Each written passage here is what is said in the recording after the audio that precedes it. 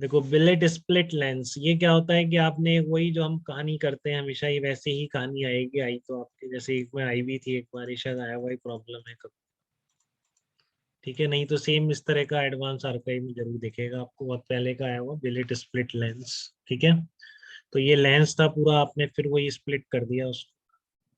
ठीक है, एक लेंस था, आपने उसको स्प्लिट करके इतना इतना शिफ्ट कर दिया, ऐसे बोलेगा। और फिर बोलेगा अब यहाँ पर मैंने स्क्रीन रख दी, तो बताओ इस स्क्रीन पर फ्रिंज विड्थ कितनी होगी। ठीक है ना, क्या बोलेगा, आपको डायरेक्ट ऐसे बना हुआ नहीं देगा, आपको पहले पूरा लेंस देगा और बिल्कुल उसको स्प्लिट करेगा। बट आपको पता है कि अगर लेंस को स्प्लिट करके इधर उधर ऊपर नीचे किया जाए तो क्या फंडा है उसको, क्या करते हैं हम उसमें, बताओ। Chase principal axis. Very good बेटा, चेज द प्रिंसिपल एक्सिस। जितनी फिर प्रिंसिपल एक्सिस बनेंगी उतनी नंबर ऑफ इमेजेस, ऊपर वाले की प्रिंसिपल एक्सिस उसके साथ गई, नीचे वाले की उसके साथ आई।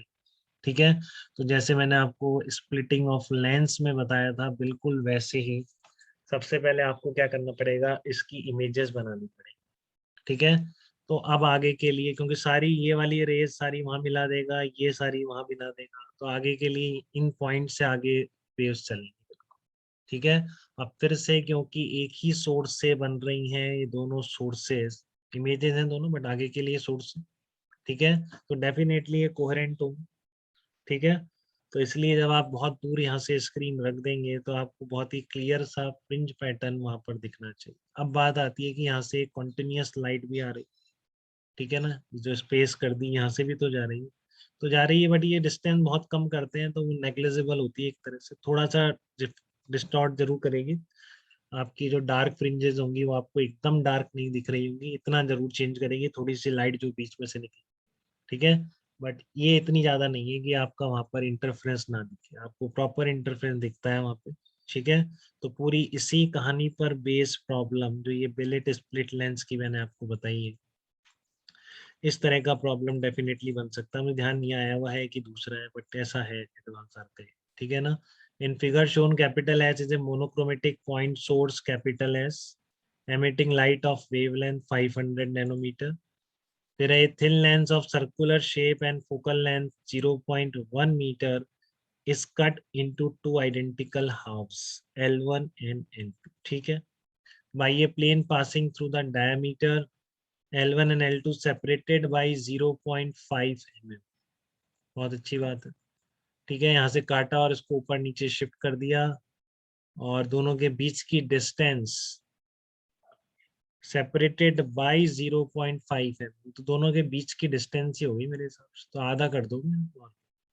ठीक है ना, plane passing through a diameter and L1 L2 separated by 0.5 metre. ठीक है, third, if third intensity maxima occurs at point A on the screen, then find out the distance OA. तो इसने बोला कि थर्ड मैक्सिमा यहाँ बन रहा है तो ये OA की डिस्टेंस निकालो। If gap between L1 and L2 is reduced from its original value of 0.5 mm, will the distance OA increase or decrease or remain same? ठीक है, तो आप डेफिनेटली वो देख सकते हैं कि इसके बीच की हाइट ऑफ ऑब्जेक्ट कम करने से इमेज की हाइट कम होगी। ठीक है, और उसके अकॉर्डिंगली डी की वैल्यू पर क्या फर्क पड़ेगा, क्योंकि यहाँ जो इमेजेस बनेंगी वो डी होगी, अभी जैसा बताया मैंने आपको, दोनों इमेजेस जो बनेंगी that will be small D. ठीक है, तो बाकी सब कुछ वैसे ही निकल जाएगा। आपको बहुत इस तरह आती है कि S1 S2 गिवन है, थर्ड मैक्सिमा कितनी डिस्टेंस पर होगा, क्या करोगे, d sine theta is equal to 3 lambda, तो वहां से साइन थीटा आ जाएगा, छोटा होगा तो direct y upon capital D आपको डिस्टेंस दे देगा। तो बहुत आसान है, सारा गेम क्या है, ये सही निकाल दो स्मॉल डी, बाकी आगे की कहानी तो कई बार कर चुके। ठीक है, तो स्मॉल डी के लिए आप क्या करोगे वो आपको ध्यान से अप्लाई करना है। देखो ये L1 L2 है, ये आपने इसके लिए इमेज के लिए फार्मूला लगा लिया, तो V आया 0.3, हाइट ऑफ इमेज निकाली। ठीक है, तो कितनी आई, हाफ mm।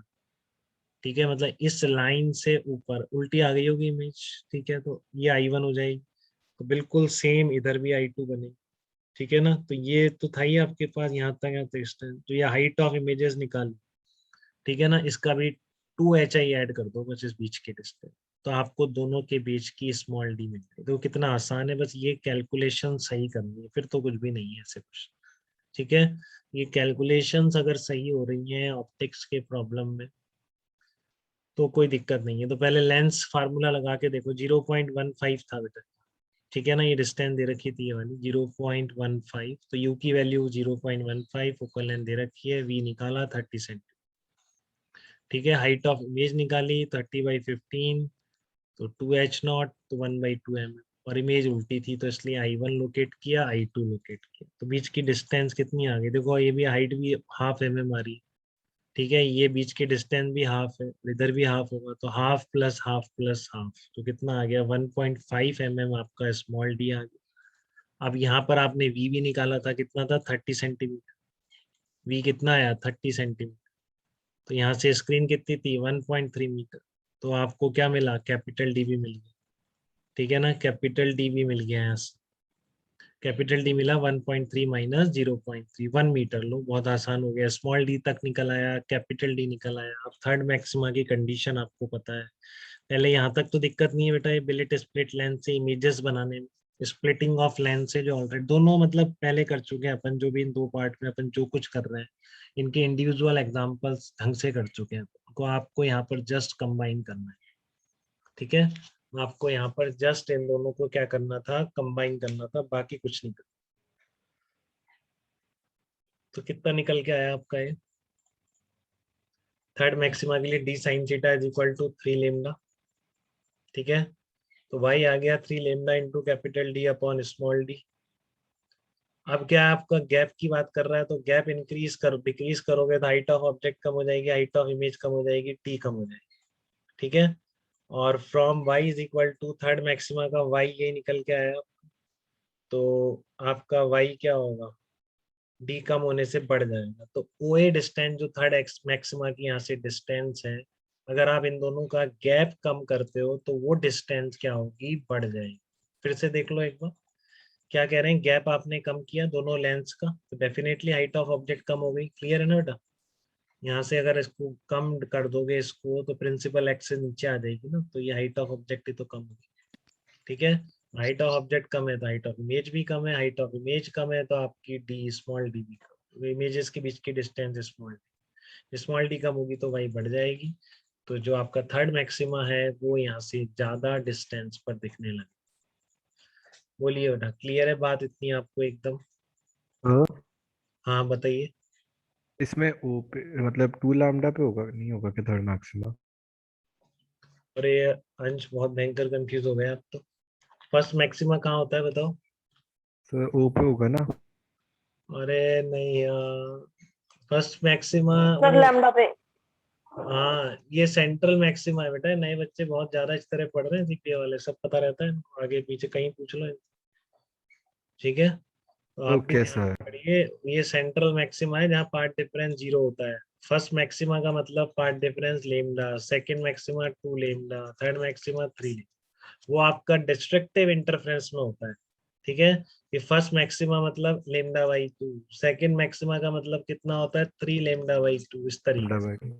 हाँ वहाँ पे 2n+1 होता है, तो ये n एक पीछे चलता है वहाँ, ठीक है ना। फर्स्ट मिनिमा की ओके बात सर। करेंगे n0, सेकंड मिनिमा की बात करेंगे n1, थर्ड मिनिमा की बात करेंगे n2, तो ये n एक पीछे चलता है, ठीक है। कंस्ट्रक्टिव इंटरफेरेंस का n लेमडा तो साथ में चलता है, फर्स्ट मैक्सिमा मतलब लेमडा, सेकंड मैक्सिमा मतलब 2 लेमडा, थर्ड मैक्सिमा मतलब 3 लेमडा।